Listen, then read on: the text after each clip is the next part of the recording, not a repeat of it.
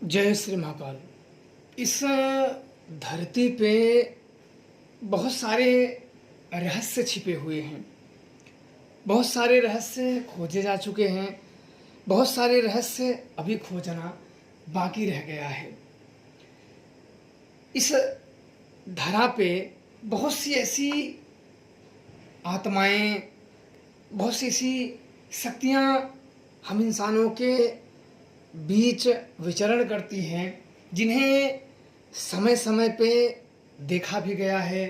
समय समय पे इंसानों की उन्होंने मदद भी की है और समय समय पे उन्होंने बहुत ऐसे करामात किए हैं जो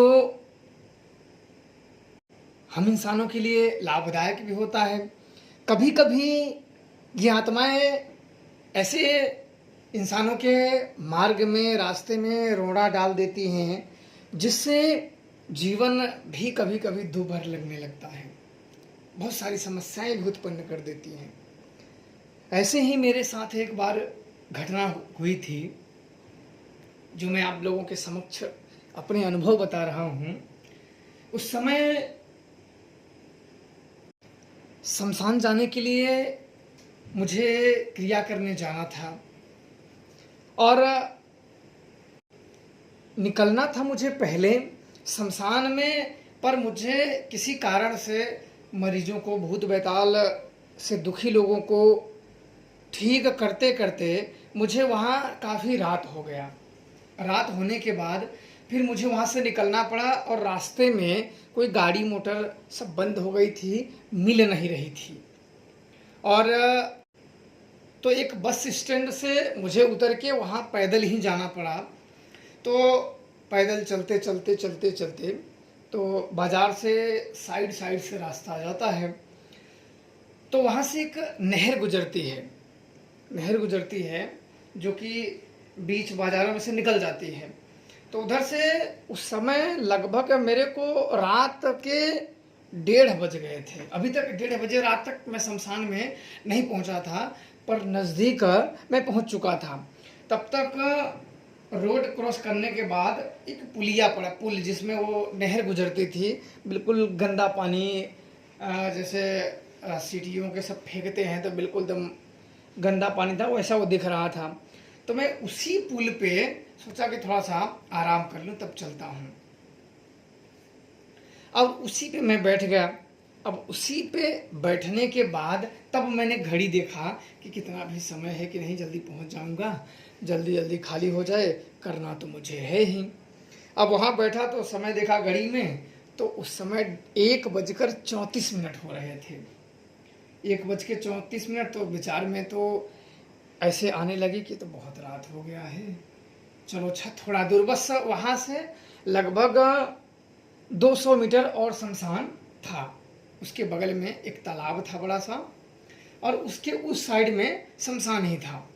तो ये हुआ कि चलो अब तो आ गए हैं, थोड़ा सा आराम कर लेते हैं, थक गए हैं, इसके बाद तब फिर चलते हैं। तो वहाँ बैठने के बाद कुछ पैरों को हिला ही रहा था, सोच ही रहा था यही चीज़ें मेरे दिमाग में, यही सब चीज़ें चल रही थी कि बड़ा लेट हो गया, बहुत अब ज़्यादा समय लग जाएगा, क्या करें क्या ना करें। तो ये सोच ही रहा था। तब तक एक लड़का सामने से उधर तालाब साइड से आया। उसकी उम्र लगभग देखने से बिल्कुल वो सीधा प्रत्यक्ष ही दिख रहा था। तो मैंने उसे देखा, मैं बैठा ही था पुल पे थोड़ा सा, क्योंकि पुल लगभग उसकी ऊंचाई जो बैठने का था, वो उसकी ऊंचाई लगभग 4 फीट तो रही ही होगी। तो उतना ऊपर बैठा था और नीचे उसके वो नहर जाती थी। वो नीचे लगभग, अगर पीछे से गए लगभग 20 फुट नीचे गए। तो वो आया, बोला कि उधर से आया, मेरे को बोला मछली मारना है। अब रात को 1:30 बजे रात मछली मारना है। तो मेरे को बड़ा अजीब लगा था। वो थोड़ा सा जीन्स पैंट पहन रखा था और उसमें चप्पल पहन रखा था। जीन्स पैंट थोड़ा सा बैगनी कलर का और वाइट कलर का उसने पैंट पहन रखा था। एक गंजी उसने पहन रखी थी फुल बाही, और बाल उसके बड़े बड़े थे। वो बिल्कुल जैसे बिल्कुल गंदा आदमी था, जैसे कोई वो बोतल वोटल उठाता हो, बिल्कुल ऐसा था। तो मैं बोला अरे कोई दूसरा व्यक्ति चोर वोर तो ना गए, ऐसे में विचार करने लगा। अब मैं ऐसे सोच ही रहा था तो मेरे को नहीं, वो जबरदस्ती फिर करने लगा मुझसे, वो जबरदस्ती करने लगा कि नहीं मछली आपको मेरे साथ मारना ही पड़ेगा तालाब में। अब मेरे से जबरदस्ती, अब थोड़ा सा मेरा भी दिमाग गर्म होने लगा। और इतना तब तक हम लोगों का हो रही थी, मैं बैठा था वो खड़ा था, मैं ऊपर पुल पे बैठ के बोला था कि वो बोला कि चलो मछली मारना है। तो थोड़ा सा मैं अजीब लगा सुन के कि अरे ये कौन आदमी है और मुझे क्यों बोला है मच्छी मारने के लिए, मछली मारने के लिए। बोला नहीं नहीं मुझे मछली नहीं मारना है। बोला नहीं आप चलो चलो मारना है। तब तक थोड़ा 2 मिनट मैंने, उसने तो एक एक ही बात रट रहा था कि नहीं चलो मेरे साथ मच्छी मारो।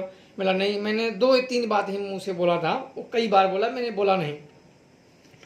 तब तक देखा कि उधर से एक छोटा सा लड़का चला रहा था, उसकी उम्र लगभग 7 से 8 साल रही होगी, छोटा सा था। वो आया और वो बिल्कुल जहाँ मेरा पैर झूल रहा था उसके थोड़ा सा लगभग 2 फीट के बगल में खड़ा हो गया और वो बोला हम आपका ही इंतजार कर रहे थे। ऐसे उसने बोला तो मेरे को बड़ा अजीब सा लग गया, मेरे को बड़ा अजीब लग गया। और इतना उसने बोला तब तक मुझे बैठे बैठे अचानक मेरे शक्तियों का ध्यान आ गया, शक्तियों का ध्यान आ गया। मैंने सुजान का ही, उसके अचानक मुझे सुजान का ही ध्यान आ गया। मैंने उस पर ध्यान किया, तब तक उसका ध्यान करते ही उसने मुझे बता दिया कि ये प्रेत हैं। अब इतना सुनते ही मैं तो थोड़ा सन्न हो गया। अब मैं बोलूं तो बोलूं क्या करूं, मैं बड़ा सोच में पड़ गया। अब मेरे दिमाग में तो जैसे प्रश्नों की वो चल रहे हैं कि ये प्रेत कहाँ से आ गए हैं और ये मेरे दिख रहे हैं और बिल्कुल कोई भी व्यक्ति कह ना सके आज ये कैसे आ गए हैं। और इसके बगल में मैंने देखा जो जिस तालाब में मुझे मछली मारने के लिए कह रहे थे, तो थोड़ा सा कुछ वो तिराहा था, चौराहा तो नहीं था, तिराहा था, जहाँ मैं पुल पे बैठा था वो तिराहा था। तिराहे के बगल में एक रोड चली जाती थी बस स्टैंड, दूसरा पता नहीं किधर चली जाती थी, तीसरा भी किधर चली जाती थी। तो अगल बगल का गांव का मुझे नाम नहीं पता था। अब क्या हुआ कि उसी के बगल में जहाँ मैं बैठा था उसी के रोड के उस पार में, मैंने तिराहे के इस पार में बैठा था और वो रोड के उसी पार में लगभग मेरे से 50-60 फीट की दूरी पर वो तालाब था। और वो लाइटों की वजह से वो दिख रहा था कि बिल्कुल जैसे कोई सिटी शहर के पास में तालाब हो और उसमें पन्नी कचड़े सब फेंक फेंक के नहीं बिल्कुल एकदम गंदा जैसा कर देते हो, तो देखने से अंदाजा विचार में लग ही जाता है। तो मैं थोड़ा सा उसमें तालाब की तरफ ध्यान देखने लगा, तो बिल्कुल उसमें पन्नियाँ काफ़ी लाइट की वजह से ऊपर उस तिराहे पर लाइट ऊपर लगी थी, कई 3-4 चारों बगल हाइलोजन लगे थे, पर थोड़ा सा जिधर मैं बैठा था इधर कम लग रहा था, ऊपर ही थे।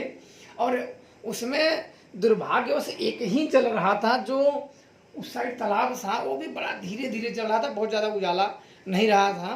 तालाब के साइड में बिल्कुल क्लियर नहीं दिख रहा था, लेकिन हाँ दिख रहा था और कुछ अंदाजा, आपको क्लियर 100% ही व्यू नहीं दिख रहा था, कुछ दिख रहा था और कुछ अंदाजा कि हाँ ये पन्नियाँ उन्नियाँ हैं। अब वो लड़का जिद करने लगा और ये तब तक सुजान मेरे को, जब मैं इससे बात करने लगा तो बताने लगा कि ये प्रेत हैं।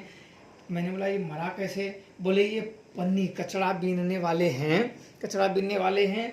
और ये बड़ा लड़का ये बोतल बीनने के लिए लोग पी पी के, हवा चला इधर से, कोई हवा आया, कोई इधर से थोड़ी बार तूफान आई तो काफ़ी अंदर तक चले जाते हैं।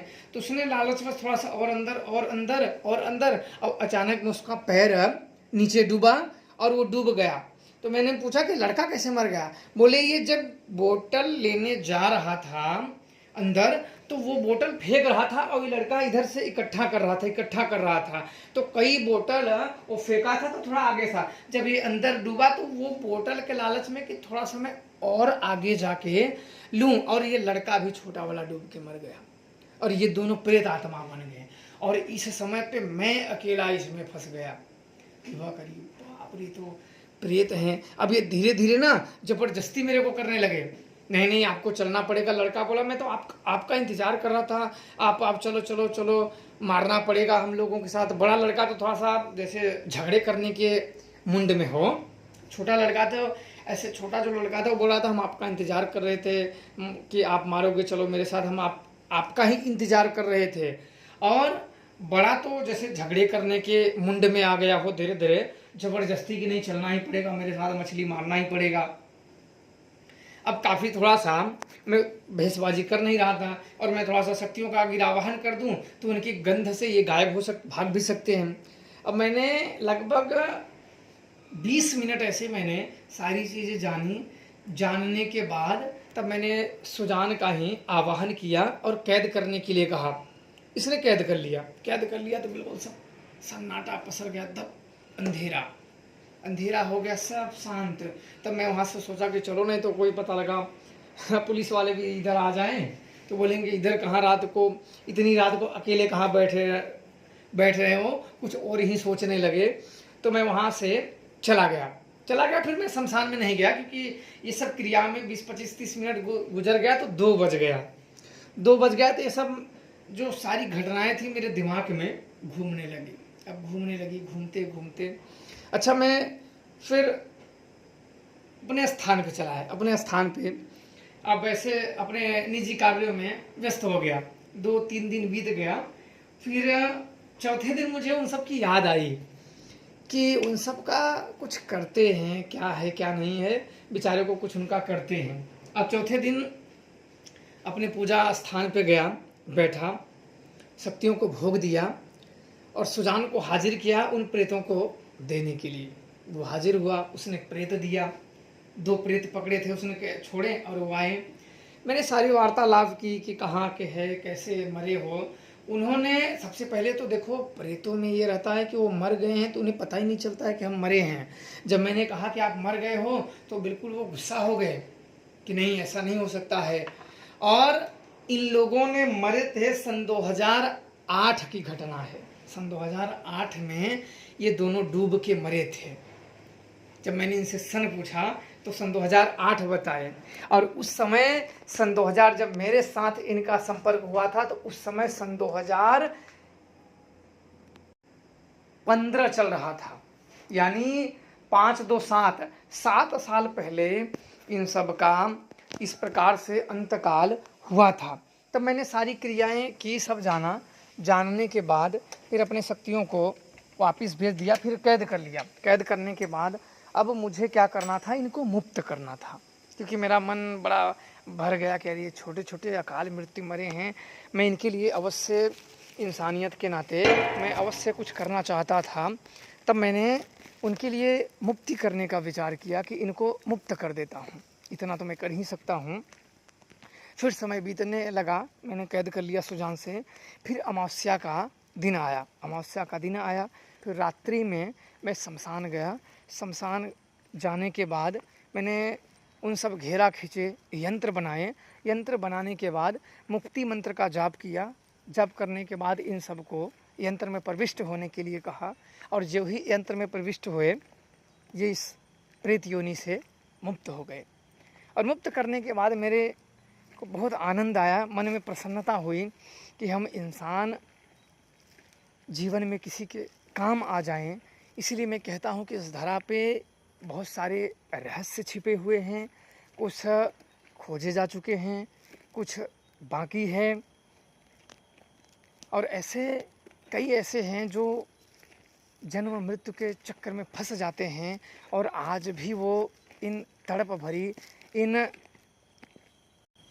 प्रेत योनि में भटकते रहते हैं और अपने मुक्ति की आस में लगे रहते हैं कि कोई ना कोई आ जाए। वो छोटे आत्मे बच्चे ने मुझे कहा, मैं आपका इंतज़ार कर रहा था और शायद इन सब का मेरे ही हाथों उद्धार होना था, जो मेरा धर्म था, जो मेरे अंतर आत्मा ने मुझे कहा करने के लिए, मैंने वो किया और उस चीज़ से मुझे संतुष्टि में हुई और मुझे असीम मन में शांति की अनुभूति हुई। मुझे वो करने के बाद मेरे मन में असीम शांति का संचार हुआ और मुझे बड़ा अच्छा लगा कि ईश्वर ने, भगवान ने हम सबको ऐसे कार्य करने के योग्य बनाए हैं और हम ऐसे कार्य करने के लिए सदैव तत्पर रहते हैं। बाकी आप लोग प्रसन्न रहें, खुश रहें। जय श्री महाकाल।